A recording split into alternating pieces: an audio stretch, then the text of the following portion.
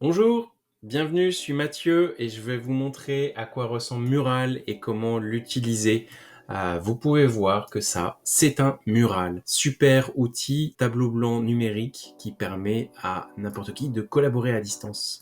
Et on va en créer un vierge pour que je puisse vous montrer quelles sont les différentes fonctionnalités. Vous avez plein de templates, vous pourrez aller les parcourir, ils sont classés par catégorie. Mais nous, on va commencer avec un complètement vierge pour se rendre compte que c'est un espace dans lequel on peut faire quoi? Basiquement, créer des post-it pour pouvoir collaborer, échanger entre collègues à distance, encore mieux que si vous l'aviez fait en présentiel. Plus besoin de recopier les post-it à la main, de les retranscrire dans un fichier PowerPoint ou de prendre des photos.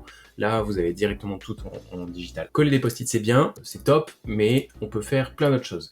La première chose que je vais vous montrer, c'est qu'on peut complètement changer les caractéristiques de ces post-it, les déformer, leur donner une autre taille, aussi rentrer du texte sous différents formats. Là, je pourrais mettre une police de caractère un peu moins formelle, par exemple. Ça, c'est la base. L'autre chose que je veux vous montrer tout de suite, c'est ce que vous allez demander à vos participants, c'est de bien comprendre que non seulement ils peuvent double-cliquer n'importe où pour créer des post-it, mais également ils peuvent se déplacer sur ce tableau blanc. En bas à droite, vous voyez, vous avez une petite fenêtre qui est votre carte de navigation. Et si vous avez une souris, vous pouvez zoomer et dézoomer avec la roue de navigation.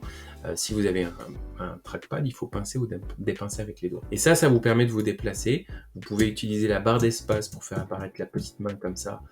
Garder la barre d'espace appuyée pour déplacer le mural dans tous les sens et pouvoir vous rendre dans la bonne zone. Ce qui fait que vous pouvez avoir des tableaux blancs immenses avec énormément de post-it pour permettre de faire plein de choses avec vos collègues. Sur le côté gauche, vous avez une barre de menu dans laquelle vous allez retrouver toutes les fonctionnalités qui vont vous permettre d'intégrer du contenu. La première, c'est évidemment celle qui est dédiée au post-it, mais pas seulement, également qui va permettre de créer du texte, de mettre des titres et des paragraphes, ce qui peut être utile quand on prépare une réunion, par exemple, quand on a un déroulé où on a plusieurs étapes, on va avoir plusieurs ateliers, plusieurs exercices et on va vouloir créer une petite hiérarchie graphique pour ces exercices. Par exemple, si je devais inviter mes collègues à participer à une réunion lundi, je leur dirais, ok, c'est quoi votre humeur du jour? Et je dirais, créer un post-it, positionnez-le, ok, mais où? En plus de créer des post-it, on peut aussi ajouter des formes, des connecteurs, des flèches. Vous voyez, il suffit de glisser, déplacer, et après vous resélectionnez, vous agrandissez. Vous pouvez complètement faire varier les paramètres là aussi. Il y a énormément de customisations qui sont possibles. Et nous, ce qui nous intéresse, c'est de cliquer sur la petite étoile là, de rentrer dans la barre de navigation et de dire par exemple Cloud pour nuage en anglais. Mural est complètement en anglais. Puis on va mettre Sun pour soleil, histoire d'avoir toutes les humeurs possibles en météo. Comment s'est passé le week-end de chacun. Peut-être qu'il a été pluvieux, nuageux. Peut-être qu'il a été rayonnant. Et puis je vais en profiter pour donner aussi des numéros à mes étapes. On va prendre étape 1, hop, étape 2, étape 3, et voilà. Je vais le changer de couleur parce que j'ai envie. Je vais le faire un peu plus gros parce que je veux que les participants, quand ils vont arriver, voient bien sur mon mural comment il est séquencé. Et voilà. Et là, les gens n'auront plus qu'à me mettre un post-it, double-cliquer pour créer un post-it et le mettre sous l'icône qui représente le mieux mon humeur. Quelque chose qui est vraiment très puissant chez Mural, c'est le fait de se dire que c'est le royaume du copier-coller. Donc, si j'ai répété cette petite hiérarchie graphique, il me suffit de faire un CTRL-C, CTRL-V. J'ai directement la même chose qui est répétée ici. Je vais changer le numéro. Puis disons qu'à cette deuxième étape, je vais former des équipes, tiens. Et je vais dire aux personnes déplacer votre post-it avec le prénom sur votre image préférée. Ça me permet de vous montrer dans la barre de menu sur la gauche, le menu image, pareil que le menu icône, sauf que là, on peut aller chercher des images directement. Hop, je prends une image de chien, dog, je prends une image de chat. Bon, celui-là, il est pas bien réveillé, c'est le chat du lundi. Et comme ça, ça va me permettre de demander aux gens de positionner leur post-it au bon endroit. Pareil, les images, soit je les sélectionne de ce menu, soit je les importe. Vous voyez, je peux les importer depuis mon ordinateur, depuis un Google Drive, n'importe où. Vous pouvez même les copier-coller directement depuis une recherche Google. Alors à ce niveau-là, vous allez me dire, Mathieu, c'est bien sympa tout ça, mais j'ai un peu peur que les gens me déplace tout ce que j'ai créé et que ce soit un petit peu le bazar. Et ça va pas suffire de mettre des lignes entre les différentes étapes pour que les gens soient raisonnables et n'en voient pas tout voler. Bien, rien de plus facile, les amis. C'est une fonction de verrouillage. Là, je sélectionne tout en appuyant sur la touche Shift et je fais un clic droit sur ma sélection. Et là, j'ai un petit verrou qui apparaît dans le menu. Et avec ça, ça me permet de verrouiller mes objets. Et maintenant, je peux plus les bouger. Et ça, c'est trop cool parce que il n'y a plus que les post-it que les gens peuvent bouger. Comme ça, ça sera pas le bazar. Alors, je vais tout déverrouiller à nouveau pour pouvoir continuer mon petite présentation. Et on va continuer. On va faire toujours le même principe. Recopie. Et on va faire une troisième étape qui sera, on va dire, on va faire un brainstorming. Parce qu'on aime bien discuter avec les collègues et on va leur poser une question qui serait: comment pourrions-nous mettre plus de créativité dans nos vies? Du coup, brainstorming, ça m'amène à vous proposer de faire la chose suivante. Si vous demandez aux gens de double-cliquer pour créer des post-it et rentrer leurs idées, ça va être un petit peu long, un petit peu fastidieux, et puis surtout ça va être un petit peu désorganisé, pas très propre, tout ça. J'ai un raccourci clavier qui est super intéressant, qui est CTRL-D ou Commande-D ou Pomme-D, si vous êtes sur Mac, et qui va permettre de dupliquer les post-it. Comme ça, là, ça me fait une ligne toute droite. Je sélectionne tous les post-it.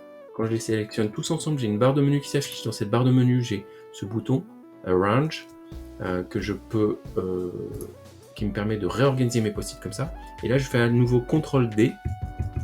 Et là, j'ai créé une super matrice, toute jolie. Je mets un exemple dedans.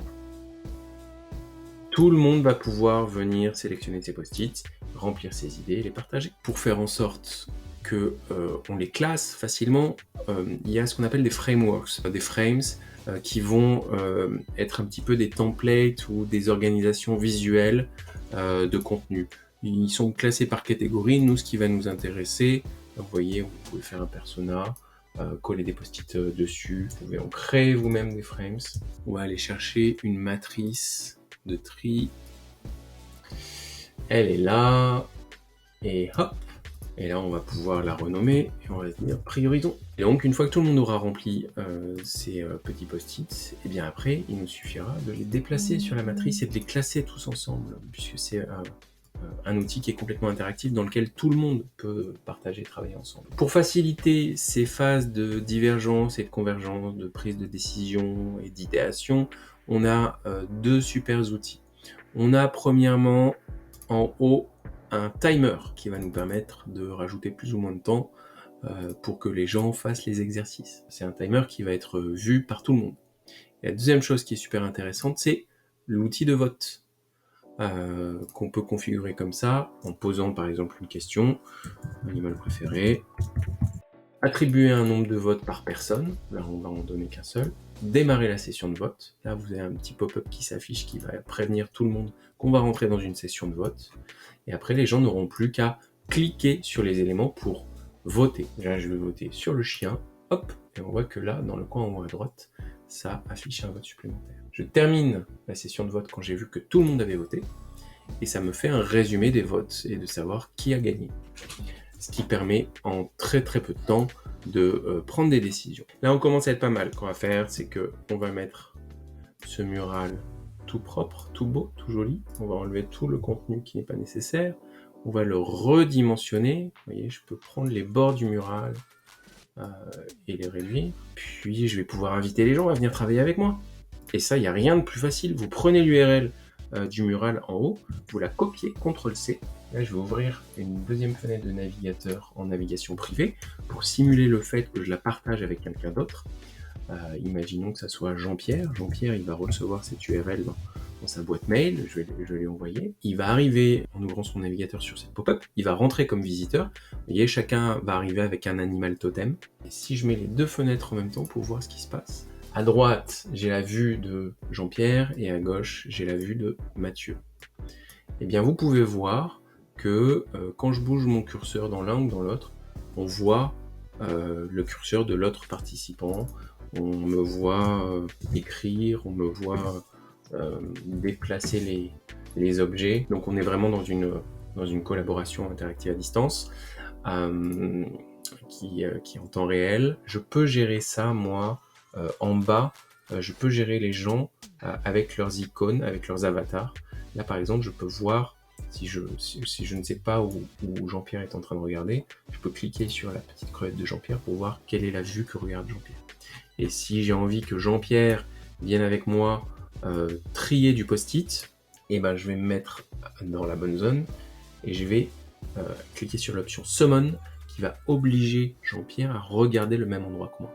Et hop là, Jean-Pierre, viens, on va trier les post-it. Une dernière chose que je voulais vous montrer, c'est si vous voulez intégrer aussi des sites web, ça c'est mon site web, partager des ressources en ligne, vous pouvez directement la copier les URL et les intégrer directement dans le mural. CTRL V directement, et là ça m'intègre l'URL avec une vignette, et vous pouvez double-cliquer et ça vous ouvrira l'URL directement. Ce qui peut être pas mal quand vous avez des ressources à partager.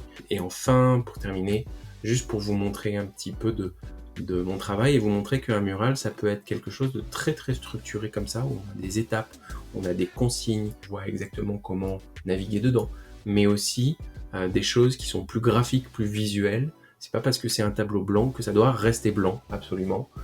Là, par exemple, on avait fait des épreuves de Koh-Lanta à des participants à distance sur une thématique qui va avec. Donc voilà, j'espère que tout ça vous aura inspiré, vous aura donné des trucs et des astuces pour pouvoir démarrer rapidement avec Mural.